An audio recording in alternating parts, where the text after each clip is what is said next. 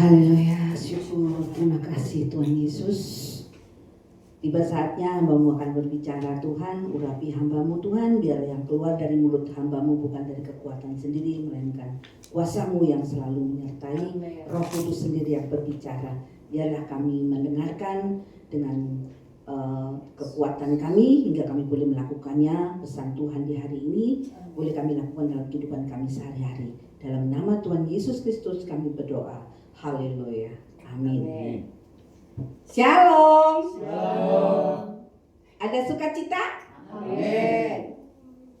Banyak sekarang. Oh, haleluya. Iya.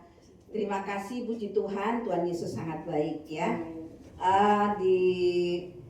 Iya, kok kebetulan tadi kayak sumuk gitu ya. Apa mau hujan ini ya? Mau hujan ya kayaknya ya. Lawang Malang mau hujan. Panas ya. Biasanya saya kedinginan loh di sini. Tadi kok saya sumuk. Iya, karena mungkin semangat memuji Tuhan ya. Itu yang dikenang oleh Tuhan dan itu yang dikehendaki oleh Tuhan. Amin. Amin. Iya. Baik, Bapak Ibu sekalian, saudara-saudara yang saya cintai dan dikasihi oleh Tuhan Yesus, di malam hari ini tanggal 12 Oktober ya, betul ya, 12 Oktober 2025, materi yang akan dibawakan yaitu hidup dalam kewaspadaan rohani ya. Jadi kita harus selalu waspada dalam kehidupan rohani kita. Ini akan tertuang di dalam Lukas pasal 21 ayat yang ke-34 sampai dengan 38. Sudah ketemu? Lukas pasal yang ke-21 ayat 34 sampai dengan ayat yang ke-38. Demikian bunyi firman Tuhan. Baik, kita baca bersama-sama ya.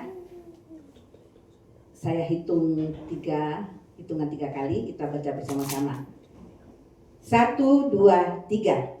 Jagalah dirimu supaya hatimu jangan syarat oleh pesta pora dan kemabukan serta kepentingan-kepentingan duniawi, dan supaya hari Tuhan jangan dengan tiba-tiba jatuh ke atas dirimu seperti suatu jerat. Sebab ia akan menimpa semua penduduk bumi ini. Berjaga-jagalah senantiasa sambil berdoa, supaya kamu beroleh kekuatan untuk luput dari semua yang akan terjadi itu, dan supaya kamu tahan berdiri di hadapan Anak Manusia. Pada siang hari Tuhan Yesus mengajar di bait Allah, dan pada malam hari ia keluar dan bermalam di gunung yang bernama Bukit Zaitun. Dan pagi-pagi semua orang banyak datang kepadanya untuk mendengarkan Dia. Amin. Silakan duduk kembali. Bapak Ibu sekalian yang dikasihi Tuhan Yesus, ya, memahami kewaspadaan rohani menjelang kedatangan Tuhan Yesus. Ya, refleksi awal tentang kesiapan hidup dan pengajaran Tuhan Yesus. Sebagai ilustrasi, pernahkah kita bangun terlambat untuk sesuatu yang sangat penting, seperti interview kerja, ujian, atau penerbangan? Perasaan panik itu bagaimana saya bisa tertidur? Ya, ini mewakili gambaran kecil peringatan Tuhan Yesus. Pernahkah kita mengalami panik seperti itu? Mungkin yang mau ujian, ya, ada mahasiswa di sini. Angkat tangan yang mahasiswa ya.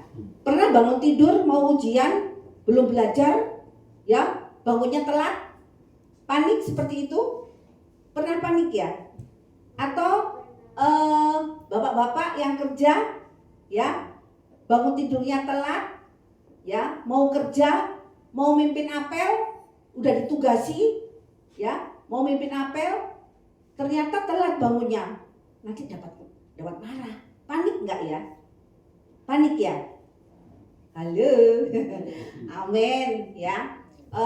Jadi kita merasakan seperti itu. Atau penerbangan, telat pesawat, kurang 1 menit, aduh kita masih di jalan ini, padahal kurang 1 menit, akhirnya terlambat, memang pesawatnya udah terbang, gitu ya. Jadi kepanikan seperti itu ya. Kalau Tuhan Yesus mau datang, jangan sampai kita panik sebagai anak Tuhan. Amin. Jadi kita harus selalu siap mau kedatangan Tuhan Yesus yang kedua kalinya. Ya, itu yang diajarkan oleh Tuhan Yesus. Jadi kita harus selalu waspada secara rohani, berjaga-jagalah. Ya, kita harus selalu berjaga-jaga. Bagaimana dengan berjaga-jaga kita ini? Apakah kita sudah berjaga-jaga? Ya, mungkin ada yang sudah berjaga-jaga, ada yang belum.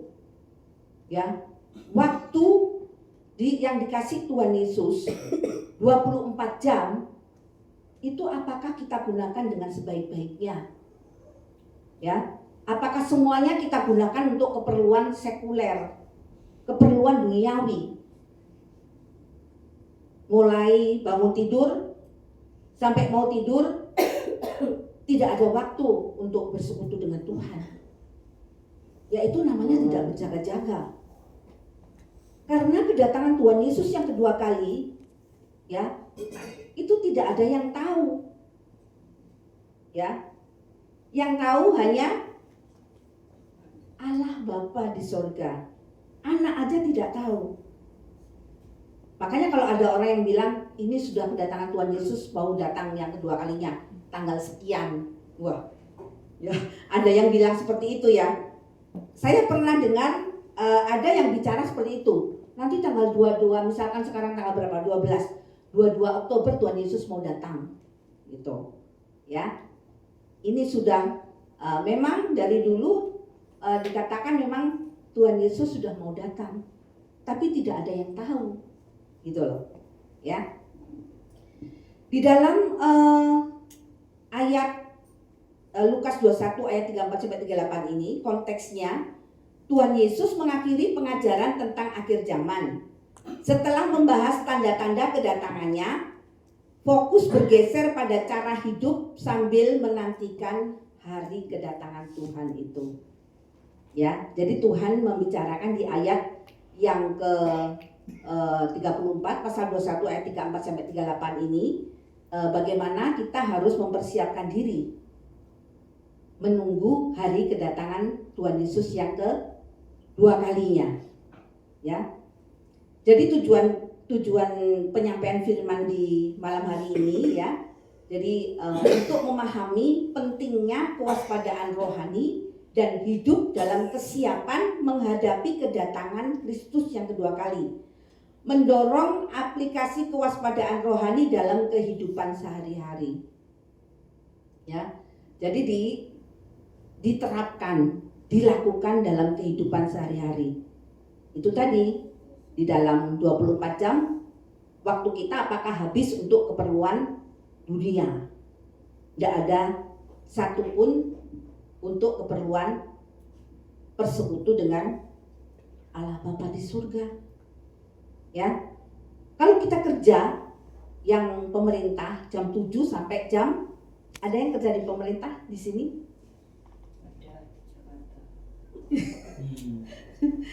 Ya, kalau dulu saya bekerja di pemerintah, tapi sekarang saya sudah pensiun. Ya, saya sudah 2 tahun pensiun.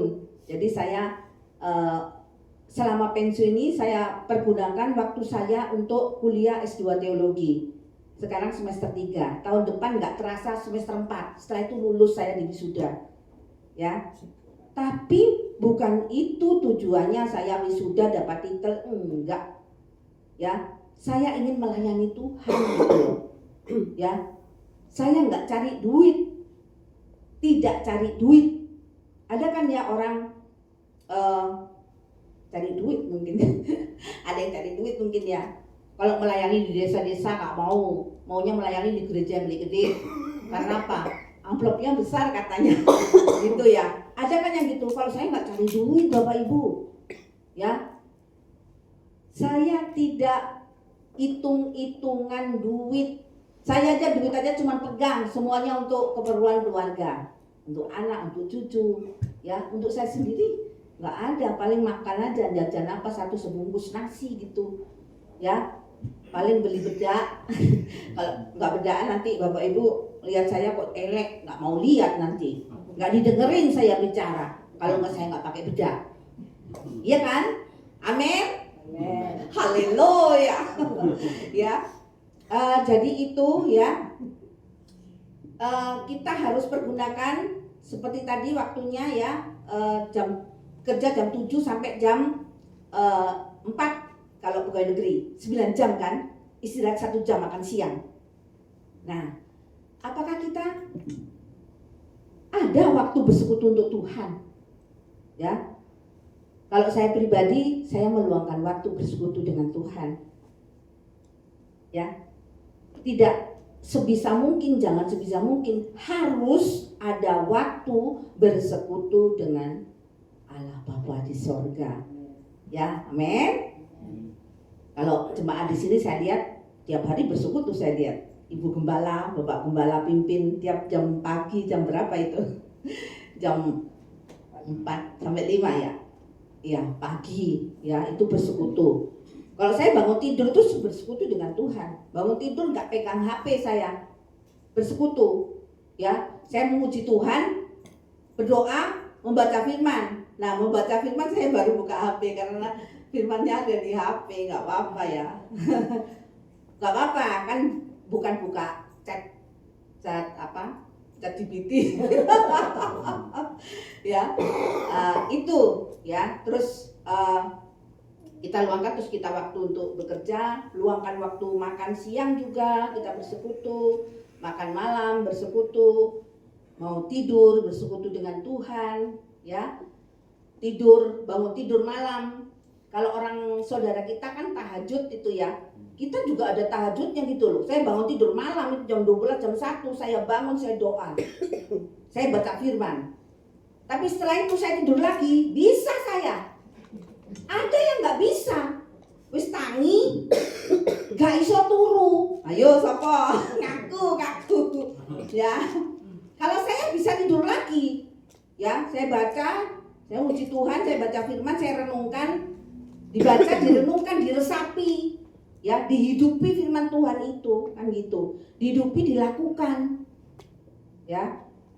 Nah itu namanya kita, apa namanya ya? Kita hubungan kita erat dengan Tuhan, membaca firman, menghidupi firman itu dan melakukannya dalam kehidupan kita. Ya, jadi luangkan waktu untuk bersekutu dengan Allah Bapa di surga, bukan hanya untuk keperluan duniawi. Tuhan tidak minta kok waktu kita semuanya diminta untuk bersekutu dengan Tuhan, enggak. Ya, kita juga perlu makan kan? Mencari kerja, dapat uang, pendapatan, gaji untuk menghidupi perut kita, perut istri, perut suami, perut anak, perut cucu, nenek, kakek, mertua, ART, keponakan. Ya, tentunya itu ya. Dan kita juga kalau kita dekat dengan Allah Bapa di sorga, kita itu nggak usah minta, ya. Apa yang kita mau, apa yang kita butuhkan itu dikasih sama Tuhan. Dan itu saya alami. Amin. Ya. Di dalam mewaspadai kehidupan rohani, ada ancaman rohani dan siap menyambut kedatangan Tuhan Yesus, ya. Memahami bahasa rohani, bahaya rohani, kedatangan mendadak, dan solusi berjaga, ya. Ada 3 bahaya yang mengancam kewaspadaan rohani, ya. Apa saja? Ya. Di dalam tadi dikatakan bahwa perhatikanlah dirimu sendiri, ya. memperhatikan secara serius diri kita. Ya. Jadi diri kita ini harus diperhatikan itu tadi. Harus punya waktu, ya, kita harus berdampak. Kita harus bersekutu dengan Tuhan. Karena waktu kedatangan Tuhan itu yang kedua kali itu sangat mendadak. Tidak ada yang tahu. Nek tahu yo enak, siap-siap wis. Ya kan? Besok Tuhan mau datang. Gitu ya. Wih, siap-siap, langsung amal digedekno. Doa terus. Tuhan, aku bersekutu denganmu Tuhan, memuji Tuhan terus. Kalau Tuhan mau datang besok, ya. Tapi tidak ada yang tahu kapan Tuhan akan datang yang kedua kalinya. Tuhan Yesus datang yang kedua kalinya kan tidak ada yang tahu, ya. Jadi Tuhan mengajarkan kita harus mewaspadai kehidupan rohani kita.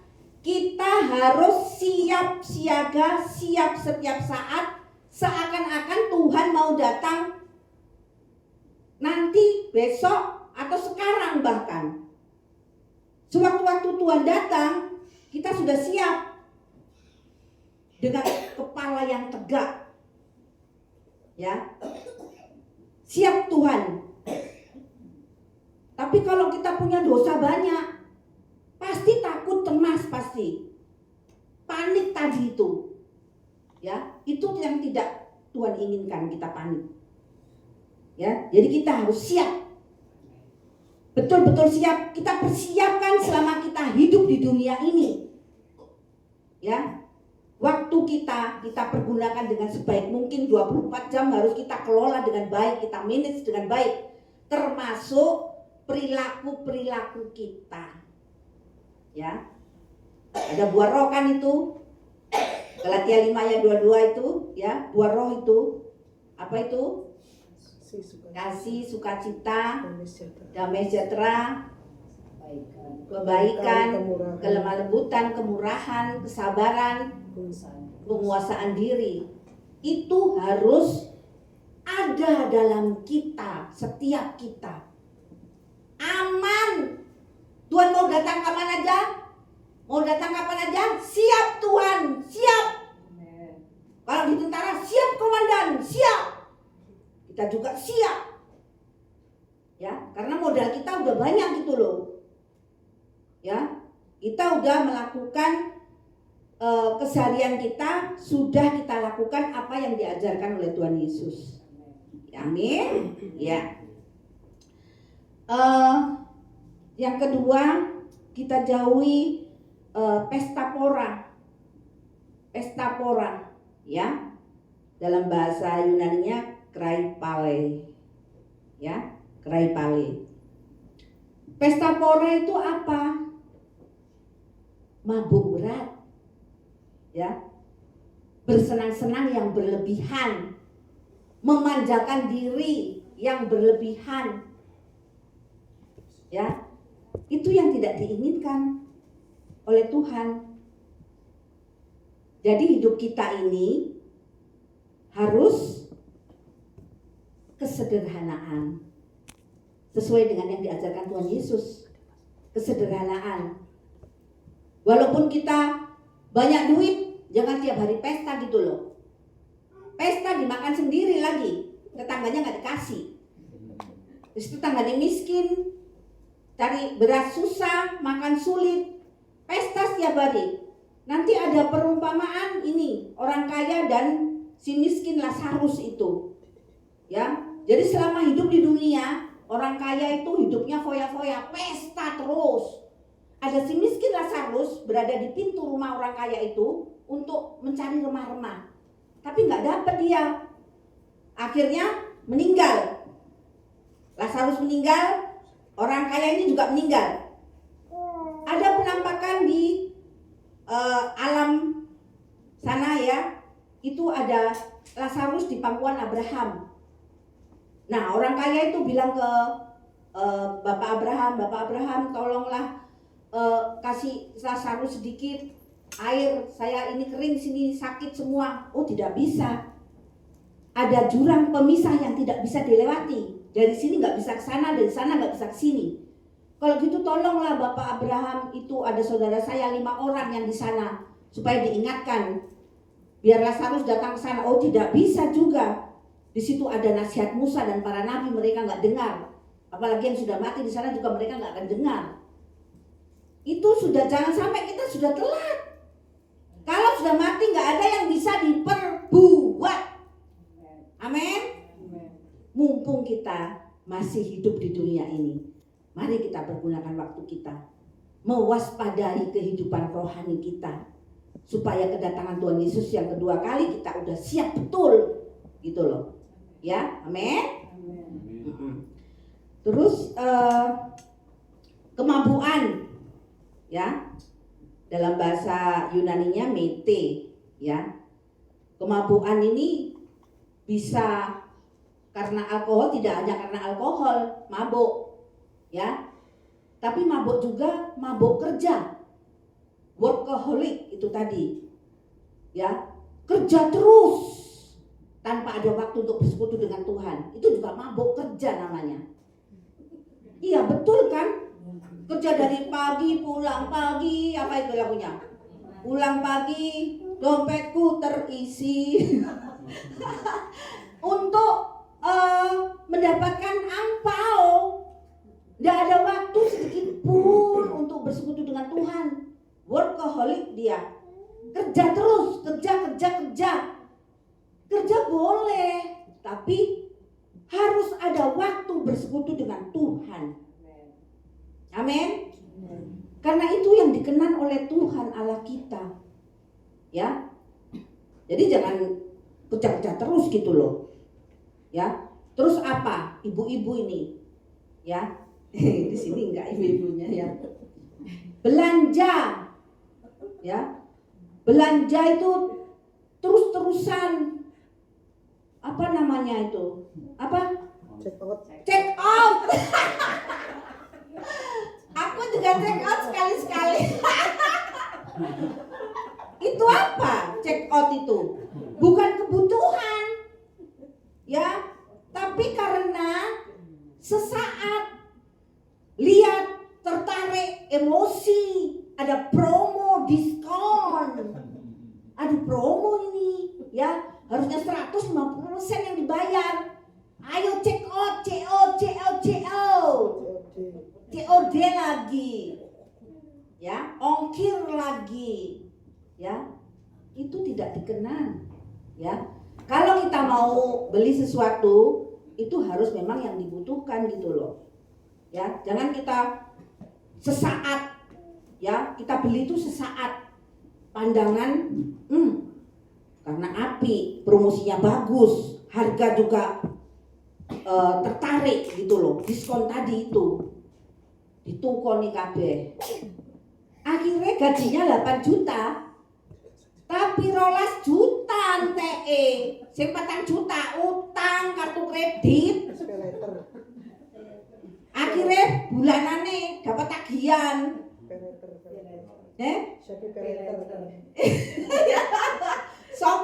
Peleter, ya. Itu akhirnya kita cemas, nggak bisa tidur, gelisah, depresi, akhirnya depresi karena utang. Bayaranku mek 8, bayarnya 12 yuto. Piye iki? Piye ora iso kudu iso ngerem pengendalian diri tadi di buah roh tadi yang terakhir. Kuasailah penguasaan diri, ya, itu. Jadi jangan seneng ae, ngono sesaat seneng tuku kabeh bojone sing wedok sing ngono, sing lanang mek ngelok tok kene. Ma duwike mek 8. Aduh, Ma, ya apa iki, Ma? Ngono. Sing wedok ala gampang. Wong wedok iki ngomongi gampang tok ae. Tuh sing guyu itu ketara gampang. Sing guyu ketara gampang. Bojone gampang, Pak, gampang. Ya. Seperti ya kemabukan, kepentingan duniawi, ya. Jadi kita jangan mementingkan duniawi saja, ya. Itu tidak dikehendaki. Kita juga harus memikirkan untuk kehidupan kekal kita, ya. Kalau kita punya uang, harus kita bisa memporsikan berapa untuk duniawi, berapa untuk Tuhan. Loh, ojo untuk duniawi tak untuk Tuhan ini gak ono. Eman rek, bayaran 1 juta dikeno 100.000 nang Tuhan. Gawe CO po. Lipstick. Ya. Jangan. Kita harus tahu berapa porsi untuk dunia, berapa porsi untuk Tuhan. Sudah ada kan? Amin. Ya. Gak usah ngomong-ngomong itu gak dikira titipan.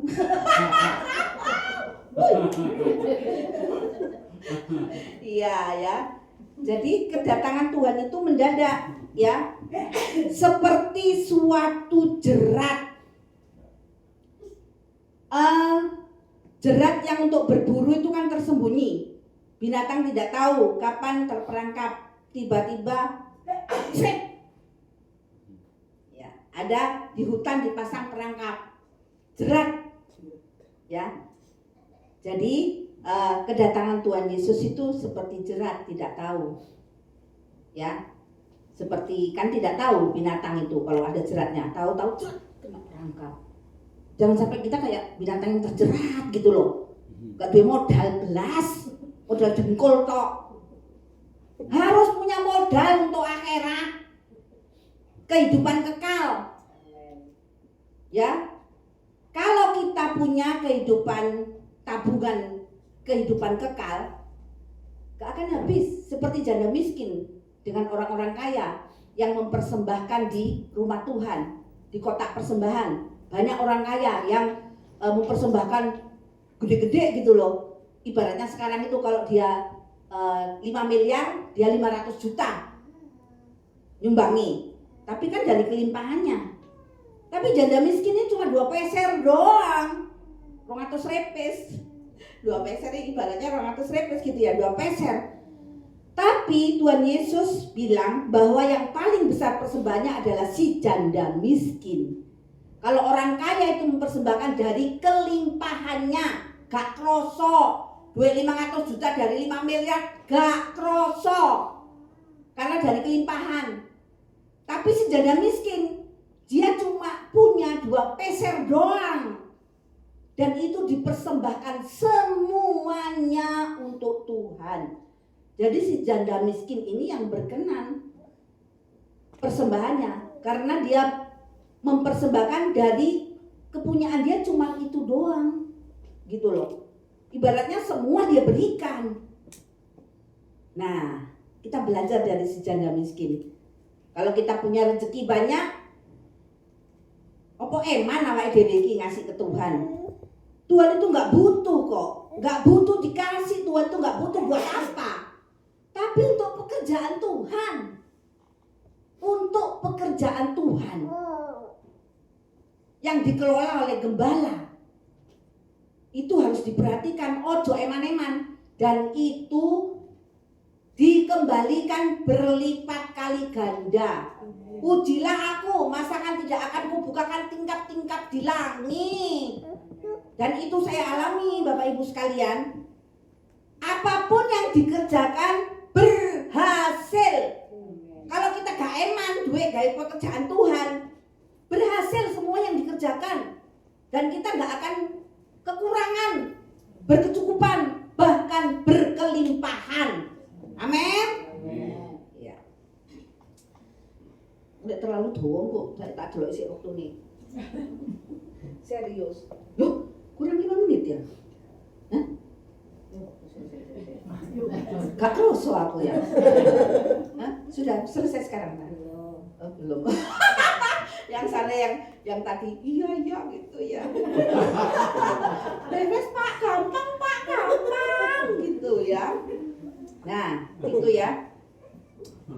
Tidak terduga tadi ya, dan itu datangnya tiba-tiba dan berlaku untuk umum. berlaku untuk semua orang.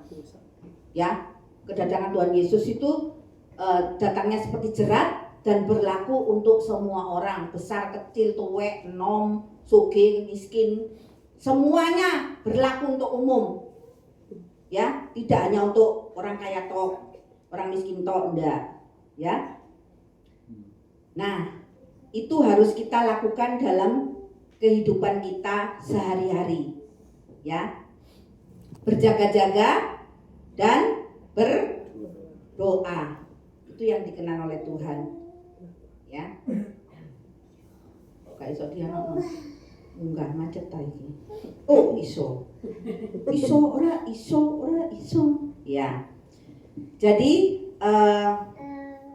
manfaat hidup dalam kewaspadaan rohani. Apa sih manfaatnya hidup kita itu kalau kita selalu dalam kewaspadaan rohani? Pertama, kebebasan dari kecemasan. Orang yang siap tidak perlu cemas seperti yang ilustrasi tadi ya. Misalkan mahasiswa mau ujian, kan nggak perlu cemas karena dia sudah siap ujian. Ya.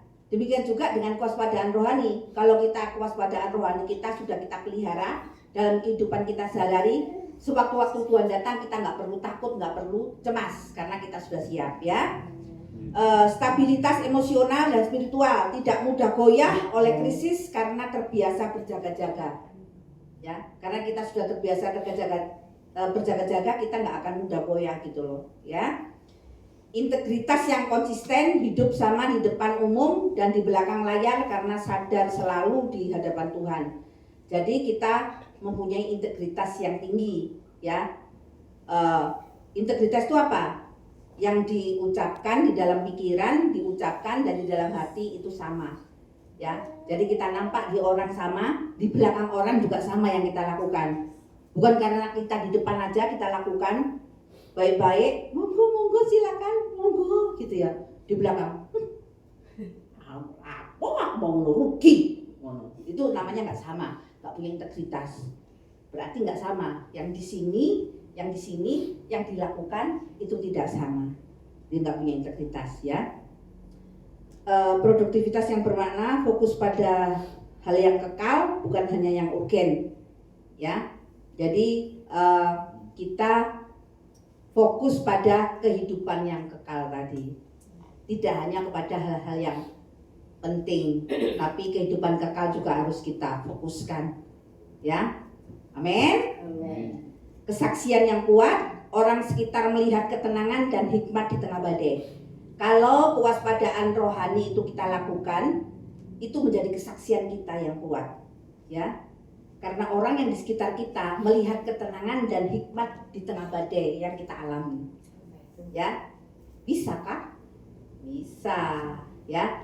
Dan itu dulu saya kayaknya nggak bisa, tapi ternyata saya bisa. Kalau saya bisa, Bapak Ibu sekalian juga bisa, pasti bisa. Amin. Harus bisa, ya.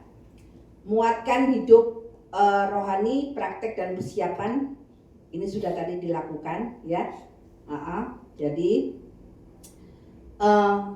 kita harus juga ada ayat-ayat hafalan, ya.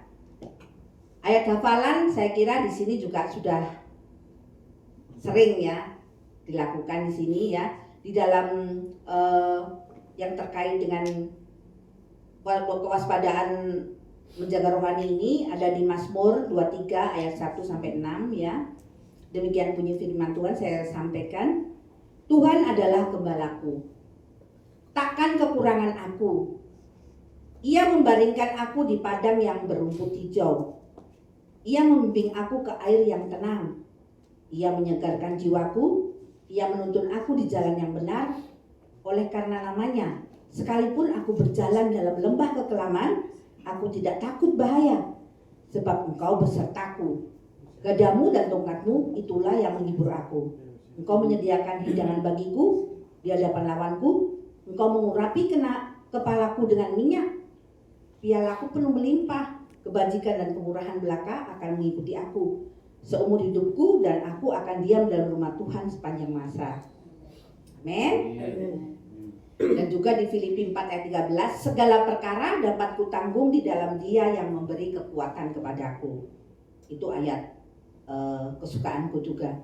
Karena segala perkara dapat kutanggung di dalam Dia memberi kekuatan kepadaku. Amen. Ya. Ya. Jadi kunci hidup dalam kesiapan menanti Tuhan Yesus tadi itu ya, 3 kata kunci Yunani ya, perhatikan dirimu ya, berjaga-jagalah dan berdoalah. Perhatikanlah dirimu tadi itu, kita memperhatikan secara serius diri kita, melakukan sesuai dengan kehendak Tuhan, perbanyak fokus kepada kehidupan yang kekal. Jangan membiarkan kita tidak bersekutu dengan Tuhan. Ya, oke? Itu tadi dikurangi yang belanja-belanja, terus yang apa itu tadi ya,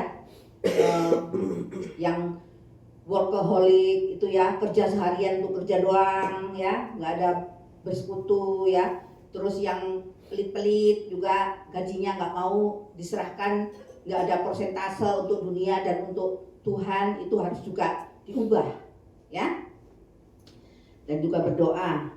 Ringkasan pesan utama dari Tuhan Yesus ya, Tuhan Yesus tidak memberitahu kapan Ia datang ya, tetapi bagaimana kita harus hidup sambil menunggu hidup dalam kewaspadaan rohani.